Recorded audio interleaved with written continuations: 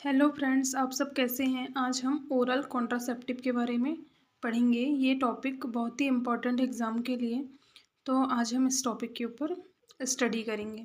Oral contraceptive are the hormonal preparation use to achieve reversible suppression of fertility by blocking FSH and LH that decrease release of ovum and alters of secretion of endometrium and cervical mucus, thereby hinders implantation of fertilized ovum। जो oral contraceptive है वो क्या होती है? Contraceptive ये एक hormonal preparation होती है, हार्मोनल तरीके से बनाई हुई क्या होती है? पिल्स होती है, जो क्या करती है? ब्लॉक करती है किसको? FSH को और LH को ब्लॉक करती है, और जो फर्टिलाइज्ड ओवम होता है उसको क्या इम्प्लांट होने से बचाती है, और जो एंडोमेट्रियम लेयर होती है उसको क्या सेट ऑफ कर देती है। ये होती है हमारी ओरल कॉन्ट्रासेप्टिव। अब हम इसका क्लासिफिकेशन देखते हैं कि ओरल कॉन्ट्रासेप्टिव कितने टाइप्स की होती हैं। ओरल कॉन्ट्रासेप्टिव होती हैं कितनी? 3 टाइप्स की होती हैं। फर्स्ट होती है कंबाइंड हार्मोनल कॉन्ट्रासेप्टिव, सेकेंड होती है प्रोजेस्टिन ओनली कॉन्ट्रासेप्टिव, और थर्ड होती है पोस्ट क्वाइटल कॉन्ट्रासेप्टिव। जो कंबाइंड हार्मोनल कॉन्ट्रासेप्टिव होती है उसमें मोनोफेजिक आती है, बाईफेजिक आती है, ट्राईफेजिक आती है और पैरेंटल कंबाइंड आती है। प्रोजेस्टिन ओनली कॉन्ट्रासेप्टिव में मिनी पिल्स आती हैं, IM इंजेक्शन, सबक्यूटेनियस इम्प्लांट्स आते हैं। जो पोस्ट क्वाइटल कॉन्ट्रासेप्टिव होती है उसमें मीफेप्रिस्टोन आती है, यूलिप्रिस्टोल आती है, लिवोनॉर्जेस्टिन आती है। अब सबसे पहले हम देखते हैं combine hormonal contraceptive. Combine hormonal contraceptive first इसका क्लासिफिकेशन था। इसमें क्या क्या आती है? एक तो एस्ट्रोजन रहती है और इसमें प्रोजेस्ट्रॉन रहती है। ये दोनों का क्या लो डोज दिया जाता है, कम मात्रा में इनको दिया जाता है। जो ओरल फर्स्ट इसमें आ जाएगी क्या? Oral pills. ओरल पिल्स में मोनोफेजिक होती है, बाईफेजिक होती है, ट्राईफेजिक होती है। पेरेंटल कंबाइन में आ जाती है इंजेक्टेबल, ट्रांसडर्मल और वेजाइनल रिंग्स होती हैं। फर्स्ट हमारा होता है ओरल पिल्स। ओरल पिल्स में फर्स्ट मोनोफेजिक में क्या होती है? तो हमको इसको कब से स्टार्ट करना पड़ता है? 5th day of menstrual cycle. जो हमारी मेंस्ट्रुअल साइकिल जब से मेंसेस स्टार्ट होते हैं उसके 5th डे से हमको ये स्टार्ट करनी पड़ती है, और 21 दिन तक हमें इसको रेगुलर लेना पड़ता है। फिर हमें क्या करना पड़ता है? 7 दिन का गैप देना पड़ता है, जो हमारी ब्लीडिंग पीरियड या फिर हमारा मेंस्ट्रुअल फेज रहता है। सेकेंड है हमारी बाईफेजिक। इसमें क्या है? This reduce the hormone amount needed for contraception, they more closely mimic the menstrual cycle. Biphasic pills consist of oestrogen for 10 days, 10 दिन तक हमें एस्ट्रोजन लेना पड़ता है। फिर उसके नेक्स्ट डे से प्रोजेस्टेरोन लेना पड़ता है हमें 11 दिन, नेक्स्ट 11 दिन। तो हमें 10 दिन तक पहले एस्ट्रोजन लेना पड़ेगा, फिर 11 से 21 दिन तक हमें क्या लेना पड़ेगा? प्रोजेस्ट्रॉन लेना पड़ेगा। जो ये वाली बाईफेजिक होती है वो क्या करती है? एंडोमेट्रियल कैंसर का इसमें रिस्क होता है, इसलिए इसको ज़्यादातर प्रेफर्ड नहीं किया जाता है।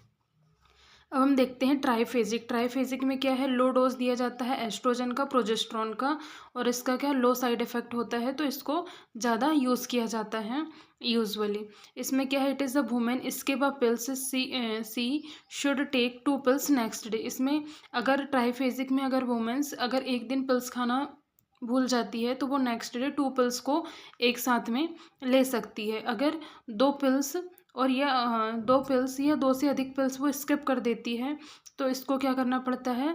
इसको फिर से हमें स्टार्ट करना पड़ता है। जैसे इसमें है it more than 2 pills are skipped, course should be withdrawn and should follow alternative for this cycle, restart on 5th day of cycle. इसको क्या करना पड़ता है? अगर 2 से अधिक पिल्स को अगर स्किप कर देती है वुमेन तो उसको फिर से रीस्टार्ट करना पड़ता है। 5th डे ऑफ साइकिल से उसको रीस्टार्ट करना पड़ता है। Use for women over 35 year. ये जो 35 ईयर की जो वुमेन्स होती हैं मोर देन, वो इसको यूज़ करती हैं।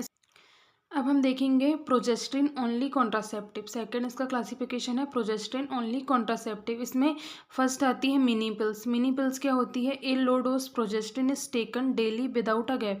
ये जो प्रोजेस्टिन टैबलेट होती है इसको बिना किसी गैप के हमें रेगुलर हर दिन हमें क्या करना पड़ता है? एक एक टैबलेट को हमें खाना पड़ता है। फिर में इसमें क्या होती है? Oestrogen and its accompanied long term adverse effect are thus eliminated, but efficacy is lower. Menstrual cycle may be irregular and therefore not popular. अब हमारा थर्ड क्लासिफिकेशन क्या है, पोस्ट क्वाइटल कॉन्ट्रासेप्टिव। ये जो पोस्ट क्वाइटल कॉन्ट्रासेप्टिव है उसको इमरजेंसी कॉन्ट्रासेप्टिव पिल्स भी कहा जाता है। There are non emergency contraceptive pills, they pills should be start as early as possible within 72 hours of coitus. ये जो इमरजेंसी कॉन्ट्रासेप्टिव पिल्स होती है उसको क्वाइटस के 72 आवर्स के अंदर अंदर हमें लेना पड़ता है। इसकी एफिकेसी कितनी होती है, 90 to 98% होती है। इसमें 72 आवर के विद इन जब हम इसको स्टार्ट करते हैं तो फर्स्ट ऑफ ऑल हमें 2 टैबलेट एक साथ लेनी पड़ती है इमीडिएट, देन 12 घंटे के बाद में फिर 2 टैबलेट को एक साथ लेनी पड़ती है। If this is not successful and intrauterine contraceptive device should be used with in 5 days of क्वाइटल। अगर 72 आवर्स में इमरजेंसी पिल्स कॉन्ट्रासेप्टिव पिल्स को नहीं लिया गया, उसके बाद में हम 5 days के अंदर अंदर आईयूडी को इंसर्ट करवा सकते हैं। इसके हम मैकेनिज्म देखते हैं कि मैकेनिज्म होती क्या है। Interfering with the tubal transport, preventing implantation और by causing the regression of corpus luteum. Second है, these drugs should be taken within specific hours because implantation occurs only after 7 days of ovulation। अब हम इसके कुछ notes देख लेते हैं कि कुछ इम्पॉर्टेंट चीज़ें हैं इस पोस्ट कोइटल कॉन्ट्रासेप्टिव की। वो है, फर्स्ट क्या है, their use is not equivalent to abortion, doesn't attack existing pills. Mifepristone is the large dose is the drug which interrupt pregnancy after implantation has started medical terminate pregnancy। फिर है, they should be used only in emergency। this is the very important line, they should be used only in emergency, not to taken without your doctor's prescription। हम इसके doses देख लेते हैं, regimen, oestrogen, progesterone और इसके trade name. सबसे पहले combine pills होती है। कंबाइन पिल्स में मोनोफेजिक आती है। इसका क्या कितना होता है, 50 mg। ई मतलब क्या होता है, एथिनिल एस्ट्रोडियोल। एथिनिल एस्ट्रोडियोल इसमें कितना होता है, 50 mg होता है। प्रोजेस्ट्रिन वाला कितना होता है, नॉर्जेस्ट्रोल 0.5 mg। इसका ट्रेड नेम क्या है, ओबल जी। इसको हम मोनोफेजिक को 21 दिन तक लेते हैं। 21 दिन तक हम लेते हैं। 5वें दिन से हमें स्टार्ट करनी है मेंस्ट्रुअल साइकिल के, 5th डे से हमें क्या करनी है, स्टार्ट करनी है और 21 डेज तक हमें इसको कंटिन्यू लेनी है। इसमें EF कितना है, 30 mg है। लेवोनॉर्जेस्ट्रोल होती है इसमें 0.15 mg होती है। इसका ट्रेड नेम क्या है, ओबल एल है। अब बाईफेजिक को हमें 10 और 10 + 11 डेज, पहले 10 दिन तक हमें एस्ट्रोजन लेनी पड़ती है, फिर प्रोजेस्टेरोन लेनी पड़ती है, जिसमें क्या है, EF इसका कितना होता है, एथिनिल एस्ट्रोडोल कितना होता है, 35 mg होता है। इसमें नॉर एथिनड्रोन 0.5 होता है, mg होता है, 10 डेज तक लेना पड़ता है। और 1 mg की 0.5 mg की 10 दिन तक और 1 mg की 11 दिन तक हमें आयंस इसकी ये लेनी पड़ती है। फिर ट्राईफेजिक क्या है, 6 + 5 + 10 डेज। तो इसमें 6 डेज तक क्या लेना पड़ता है, EF 30 mg, लेवोनॉर्जेस्ट्रोल 50 mg, जिसका ट्रेड नेम क्या है, ट्राइक्वेलर। और नेक्स्ट पहले 6 दिन तक EF 30 mg वाली लेनी पड़ती है, जो लेवोनॉर्जेस्ट्रेल 50 mg से आती है।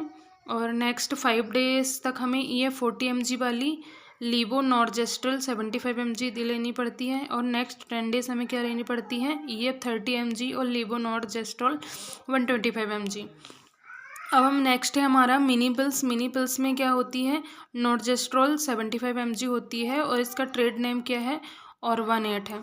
फिर है पोस्ट क्वाइटल पिल्स, इसमें क्या होती है, diethylstilboestrol 25 mg per day for 5 days के लिए, 5 दिन के लिए हमें लेनी पड़ती है। और कंबाइन पिल्स